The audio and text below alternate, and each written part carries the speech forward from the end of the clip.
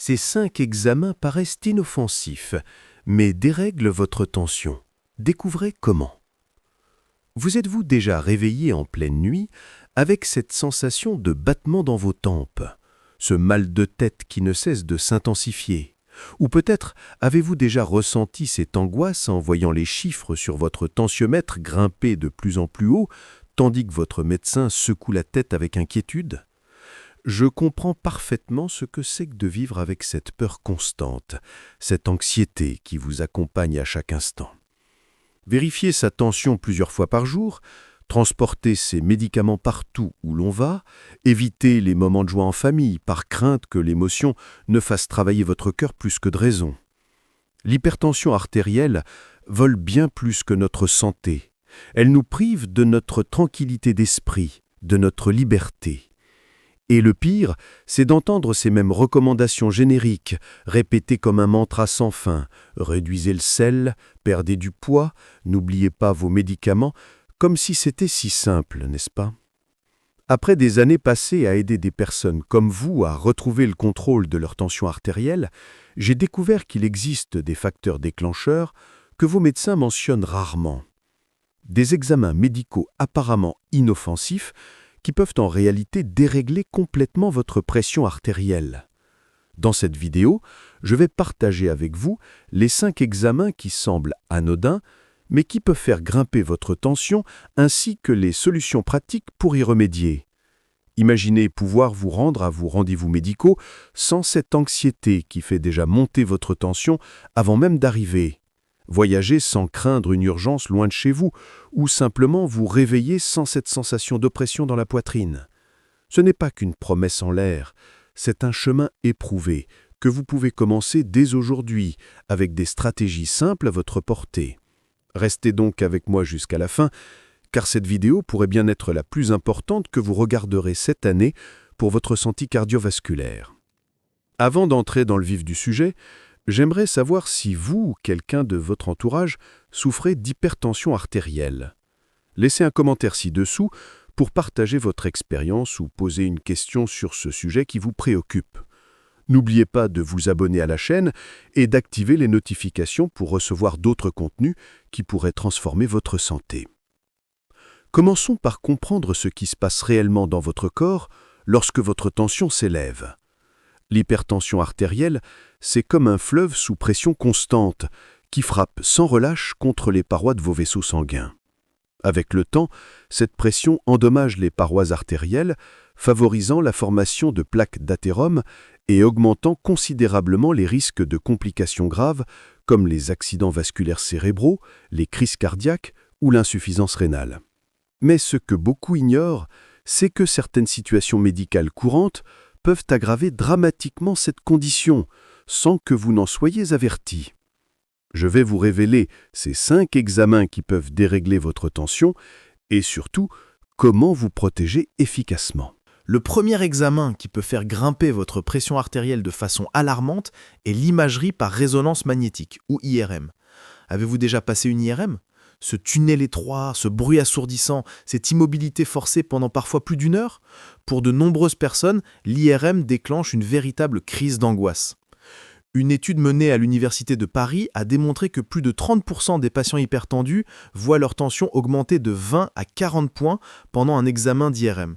C'est ce qu'on appelle l'effet blouse blanche, mais amplifié par les conditions particulières de cet examen. Cette hausse n'est pas anodine, elle peut provoquer des pics hypertensifs dangereux chez les personnes déjà fragilisées. Alors, comment se préparer à une IRM lorsqu'on souffre d'hypertension? La solution n'est pas d'éviter cet examen essentiel, mais de s'y préparer correctement. Premièrement, informez systématiquement le personnel médical de votre hypertension avant l'examen. Deuxièmement, demandez si possible un anxiolytique léger, prescrit par votre médecin pour le jour de l'examen. Troisièmement, pratiquez des exercices de respiration profonde avant et pendant l'examen. Inspirez lentement pendant 4 secondes, retenez votre souffle pendant 7 secondes, puis expirez pendant 8 secondes. Cette technique, connue sous le nom de respiration 4-7-8, a fait ses preuves pour réduire rapidement la tension artérielle dans des situations de stress aigu. Une patiente de 67 ans que je suivais, Madame Laurent, était terrifiée à l'idée de passer une IRM pour investiguer ses migraines chroniques. Sa tension, habituellement bien contrôlée à 135-85 mm de mercure, grimpait à 170-100 dès qu'elle entrait dans la salle d'examen. En appliquant ces techniques de préparation, y compris l'écoute de musique relaxante pendant l'examen, ce que proposent maintenant certains centres, sa tension n'a augmenté que de 10 points. Un succès remarquable qui démontre l'efficacité de ces approches préventives. Je souhaite faire une pause un instant pour vous poser une question importante. Quand était la dernière fois que quelqu'un a vraiment écouté vos préoccupations concernant votre hypertension? Pas seulement les chiffres de votre tension, mais comment vous vous sentez au quotidien en vivant avec cette condition. De nombreuses personnes me confient en privé qu'elles se sentent isolées, comme si personne ne comprenait vraiment le poids constant qu'elles portent, cette peur silencieuse qui accompagne chaque battement de leur cœur. Si vous vous reconnaissez dans cette description, j'aimerais beaucoup entendre votre expérience dans les commentaires ci-dessous. Cela peut être aussi simple que « je lutte contre l'hypertension depuis X années » et ce qui me préoccupe le plus, c'est quelque chose d'autre. Partager votre histoire ne m'aide pas seulement à créer du contenu plus pertinent pour vous, mais cela montre également aux autres personnes qui regardent cette vidéo qu'elles ne sont pas seules dans ce combat. Parfois, savoir que quelqu'un d'autre vit une situation similaire apporte déjà un immense soulagement. Et qui sait, votre expérience pourrait être exactement ce que quelqu'un avait besoin de lire aujourd'hui pour retrouver espoir. Maintenant, continuons notre conversation sur ces examens qui peuvent dérégler votre tension et sur la façon dont nous pouvons transformer cette réalité ensemble. Le deuxième examen problématique concerne les tests d'effort cardiaque. Ces tests sont paradoxaux. Conçus pour évaluer la santé de votre cœur, ils peuvent représenter un véritable défi pour les personnes souffrant d'hypertension. Lors d'un test d'effort, votre corps est poussé à ses limites, ce qui provoque naturellement une élévation de la pression artérielle. Pour une personne normotendue, cette augmentation reste dans des limites physiologiques acceptables. Mais pour les hypertendus, elle peut atteindre des niveaux dangereux, parfois supérieurs à 200-120 mmHg. Le Journal européen de cardiologie a publié une étude révélant que 15% des patients hypertendus présentent une réponse hypertensive excessive pendant ces tests, augmentant temporairement leur risque d'accident vasculaire cérébral. Heureusement, il existe plusieurs stratégies efficaces. La première consiste à ne jamais interrompre brutalement vos médicaments antihypertenseurs avant un test d'effort, sauf indication contraire explicite de votre cardiologue. De nombreux patients arrêtent leur traitement pensant obtenir des résultats plus purs, mais cette pratique est extrêmement dangereuse. La seconde stratégie implique une préparation physique graduelle. Plutôt que d'arriver sédentaire à un test d'effort, commencez à augmenter progressivement votre activité physique dans les semaines précédentes. Des marches quotidiennes de 20 minutes peuvent significativement améliorer votre tolérance à l'effort et réduire le pic tensionnel pendant l'examen. Enfin, la troisième approche est d'opter, lorsque c'est possible, pour un test d'effort pharmacologique, où un médicament remplace l'effort physique pour stimuler votre cœur. Cette option est particulièrement adaptée aux patients présentant une hypertension sévère ou instable. Monsieur Dubois, un patient de 71 ans avec une hypertension résistante, avait vu sa tension monter jusqu'à 220-115 mmHg lors d'un premier test d'effort, obligeant l'arrêt immédiat de l'examen. 6 semaines plus tard, après avoir suivi ce protocole de préparation, incluant des marches quotidiennes et une optimisation de son traitement, il a pu compléter l'intégralité du test avec un pic tensionnel limité à 180/95 mmHg. Le troisième examen souvent négligé est l'endoscopie digestive, qu'il s'agisse d'une gastroscopie ou d'une coloscopie. Ces procédures, essentielles pour dépister de nombreuses pathologies, sont fréquemment sous-estimées dans leur impact sur la tension artérielle. La combinaison du jeûne préalable, de l'anxiété anticipatoire et de la stimulation du système nerveux autonome pendant l'examen crée une tempête parfaite pour les patients hypertendus. Le jeûne prolongé avant une coloscopie, généralement de 24 à 36 heures, peut entraîner une déshydratation et une hypoglycémie, deux facteurs qui perturbent l'équilibre tensionnel. De plus, la préparation colique, souvent mal tolérée, provoque une perte d'électrolytes comme le potassium et le magnésium, deux minéraux essentiels à la régulation de la pression artérielle. Une étude publiée dans la revue Digestive Diseases and Sciences a observé des variations tensionnelles significatives chez 45% des patients hypertendus pendant ces procédures. Pour minimiser ces risques, plusieurs mesures peuvent être adoptées. D'abord, maintenir une hydratation optimale avec des liquides clairs jusqu'aux dernières heures autorisées avant l'examen. Ensuite, demandez au gastro-entérologue si votre traitement antihypertenseur peut être pris même le jour de l'examen avec une petite gorgée d'eau. Beaucoup de médecins l'autorisent maintenant, contrairement aux pratiques antérieures. Enfin, discutez avec votre médecin de la possibilité d'utiliser une sédation consciente pendant l'endoscopie, ce qui réduit considérablement le stress et ses conséquences sur votre tension. Madame Moreau, 59 ans, hypertendue depuis une dizaine d'années, devait passer sa première coloscopie de dépistage. Après avoir vécu une expérience difficile lors d'un précédent examen médical, elle était particulièrement anxieuse. En appliquant ces recommandations, notamment en maintenant une bonne hydratation avec des bouillons clairs la veille de l'examen et en bénéficiant d'une sédation légère, sa tension est restée stable autour de 145 sur 90 mm Hg pendant toute la procédure, alors que son médecin craignait des pics bien plus importants. Le quatrième examen à surveiller de près concerne les tests allergologiques. Que ce soit les tests cutanés ou les tests de provocation, ces examens peuvent représenter un danger méconnu pour les personnes hypertendues. Lorsque votre corps est exposé à un allergène, même dans un cadre contrôlé comme celui d'un cabinet médical, il peut déclencher une réaction inflammatoire systémique. Cette inflammation libère des médiateurs, comme l'histamine, qui provoquent non seulement les symptômes allergiques classiques, mais peut également induire une vasodilatation ou une vasoconstriction, perturbant ainsi votre pression artérielle. Plus inquiétant encore, dans de rares cas, une réaction allergique sévère peut évoluer vers un choc anaphylactique caractérisé par une chute brutale de la tension. Pour les patients sous bêta-bloquants, un traitement fréquent de l'hypertension, cette situation est particulièrement périlleuse, car ces médicaments peuvent masquer les premiers signes d'une réaction allergique et compliquer sa prise en charge. Une revue publiée dans l'American Journal of Emergency Medicine a souligné que les patients hypertendus sous traitement présentent un risque accru de complications cardiovasculaires lors des tests allergologiques. Si vous devez subir de tels tests, voici quelques précautions essentielles. Informez systématiquement l'allergologue de votre hypertension et de tous vos médicaments actuels. Demandez si certains de vos traitements, notamment les bêta-bloquants, doivent être temporairement ajustés avant le test. Optez si possible pour des tests sérologiques plutôt que cutanés, lorsque le choix existe, car ils comportent un risque moindre de réaction systémique. Enfin, assurez-vous que le cabinet médical dispose d'un équipement d'urgence complet et que le personnel est formé à la gestion des réactions sévères. Monsieur Petit, 63 ans, souffrant d'hypertension et d'asthme, nécessitait des tests allergologiques pour identifier la cause de ses crises respiratoires récurrentes. Son cardiologue et son allergologue ont collaboré pour adapter temporairement son traitement antihypertenseur, remplaçant son bêta-bloquant par un inhibiteur calcique pendant les 3 jours précédents et suivant les tests. Cette approche personnalisée lui a permis de bénéficier d'un diagnostic précis sans compromettre sa sécurité cardiovasculaire. Le cinquième et dernier examen qui peut perturber dangereusement votre tension artérielle est la tomodensitométrie avec injection de produits de contraste iodé, communément appelé scanner injecté. Ces examens, essentiels au diagnostic de nombreuses pathologies, comportent plusieurs facteurs de risque pour les patients hypertendus. Tout d'abord, le produit de contraste lui-même peut provoquer une augmentation transitoire mais significative de la pression artérielle par son effet osmotique et son impact sur la fonction rénale. Pour les patients dont l'hypertension est déjà associée à une insuffisance rénale, même légère, ce risque est considérablement amplifié.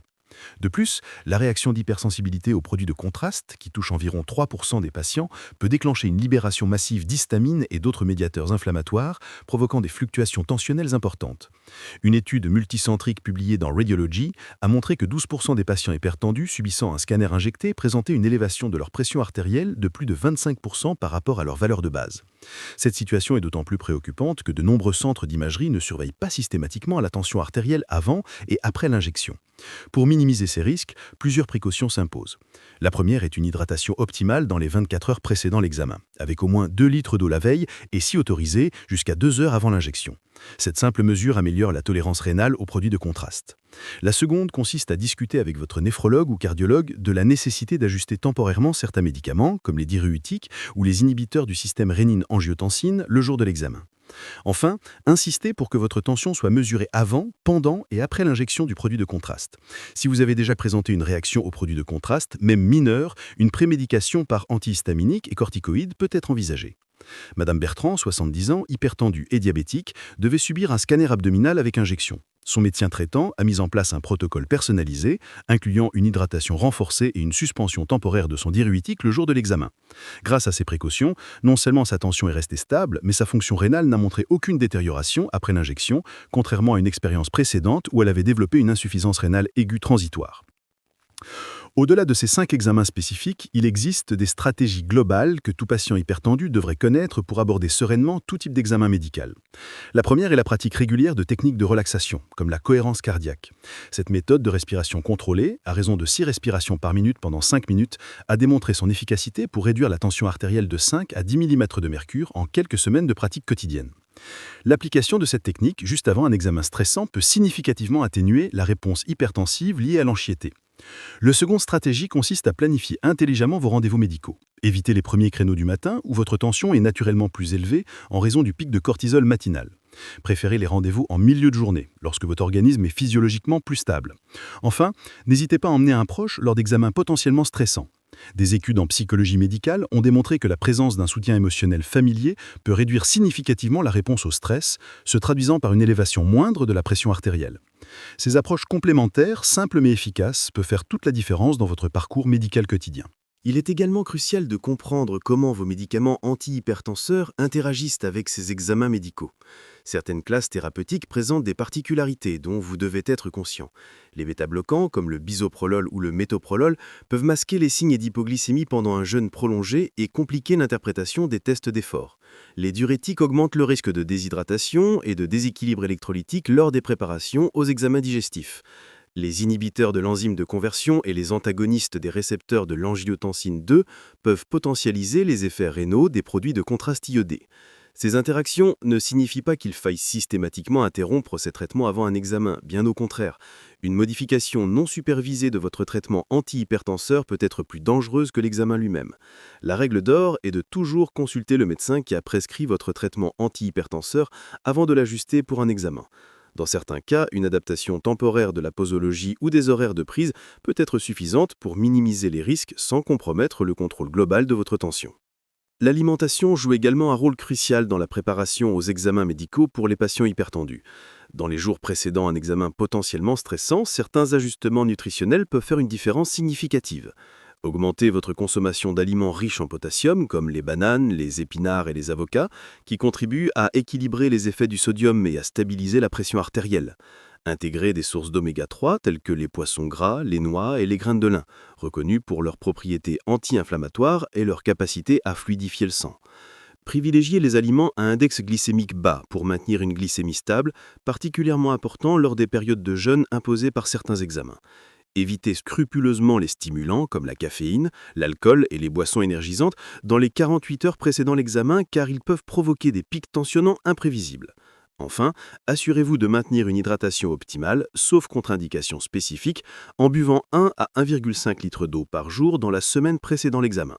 Cette préparation nutritionnelle, souvent négligée, peut améliorer significativement votre tolérance aux procédures médicales et limiter les fluctuations tensionnelles associées. L'aspect psychologique de la préparation aux examens est tout aussi important que l'aspect physique. L'anxiété médicale, parfois appelée phobie blanche, touche jusqu'à 30% des patients hypertendus et peut transformer un simple examen de routine en véritable épreuve émotionnelle. Cette anxiété n'est pas qu'un inconfort passager. Elle déclenche une cascade de réactions physiologiques, incluant la libération d'adrénaline et de cortisol, deux hormones qui élèvent directement la pression artérielle. Pour contrer ce phénomène, plusieurs approches psychologiques ont fait leurs preuves. La visualisation positive, où vous vous imaginez traverser sereinement l'examen avec des résultats favorables, peut réduire significativement l'anxiété anticipatoire.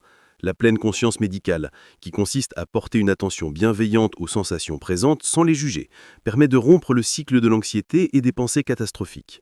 Des techniques comme l'exposition graduelle, particulièrement utiles pour les examens claustrophobiques comme l'IRM, peuvent être pratiquées avec l'aide d'un psychologue spécialisé. Monsieur Renard, 65 ans, souffrait d'une phobie des examens médicaux si intense que sa tension grimpait systématiquement à plus de 190-110 mm de mercure, en salle d'attente, phénomène connu sous le nom d'hypertension de blouse blanche.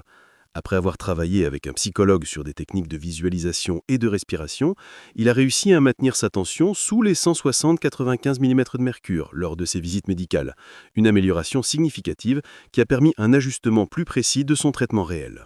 La communication avec votre équipe médicale représente probablement l'aspect le plus sous-estimé mais le plus crucial de la gestion de l'hypertension lors des examens médicaux.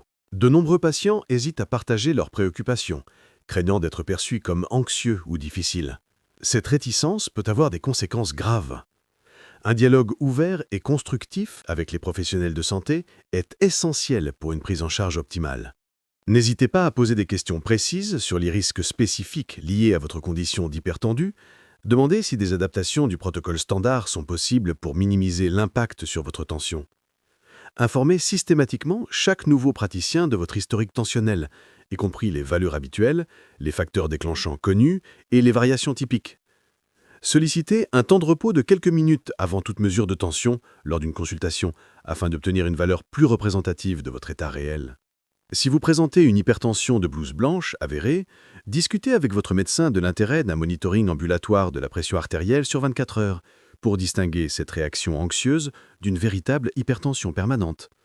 Madame Dupont, 72 ans, s'inquiétait de subir une anesthésie générale pour une intervention chirurgicale, son hypertension ayant posé problème lors d'une précédente opération. En exprimant clairement ses inquiétudes lors de la consultation pré-anesthésique, elle a pu bénéficier d'un protocole adapté, incluant une prémédication anxiolytique et un monitoring tensionnel continu pendant l'intervention, évitant ainsi les complications qu'elle avait connues précédemment. Si vous êtes arrivé jusqu'ici, vous savez probablement combien il est difficile de vivre avec une pression artérielle instable, cette préoccupation constante, ces médicaments aux effets secondaires parfois pénibles, ces restrictions qui semblent vous priver d'une partie de la joie quotidienne. Je tiens à vous dire que vous n'êtes pas seul dans ce voyage. Notre chaîne est née précisément de la volonté de créer une communauté de soutien pour des personnes comme vous qui cherchent des alternatives naturelles et efficaces pour prendre soin de leur santé cardiovasculaire. Chaque semaine, nous partageons de nouvelles découvertes, des stratégies simples qui aident à contrôler la tension naturellement, et nous répondons aux questions que les médecins n'ont souvent pas le temps d'expliquer en détail pendant les consultations. Si ce contenu vous a semblé pertinent, envisagez de vous abonner à notre chaîne et d'activer les notifications. Ainsi, nous pourrons avancer ensemble sur ce chemin de santé, un pas après l'autre, sans précipitation, mais avec la régularité que votre cœur mérite. Je ne promets pas de miracle, mais je m'engage à vous fournir des informations honnêtes, basées sur des recherches sérieuses et sur l'expérience de personnes qui ont obtenu des résultats concrets. Prenez soin de vous, et j'espère vous retrouver dans notre prochaine vidéo, où nous poursuivrons notre conversation sur comment vivre mieux, même avec une hypertension. Votre cœur vous remerciera pour chaque petit soin que vous lui accorderez aujourd'hui. En conclusion, l'hypertension artérielle ne doit pas vous transformer en patient passif subissant les examens médicaux avec appréhension et résignation. En comprenant comment ces 5 examens peuvent affecter votre tension et en appliquant les stratégies préventives que nous avons explorées, vous devenez acteur de votre santé. Cette connaissance vous confère un pouvoir immense, celui de traverser votre parcours médical avec sérénité et confiance, transformant chaque examen en une opportunité d'améliorer votre prise en charge plutôt qu'en source d'anxiété. N'oubliez jamais que derrière les chiffres de tension se trouve une personne unique avec ses émotions, ses préoccupations et ses espoirs. Chaque petit pas vers une meilleure gestion de votre hypertension est une victoire qui mérite d'être célébrée. Votre cœur bat pour vous chaque jour. Offrez-lui en retour l'attention et la bienveillance qu'il mérite. La route vers une tension équilibrée peut sembler longue parfois, mais elle est pavée de petites actions quotidiennes accessibles à tous. Ces connaissances que vous venez d'acquérir constituent déjà un pas important dans cette direction. Alors respirez profondément, avec confiance, et rappelez-vous que vous n'êtes plus à la merci de l'imprévisibilité de votre tension, mais bien aux commandes de votre santé cardiovasculaire.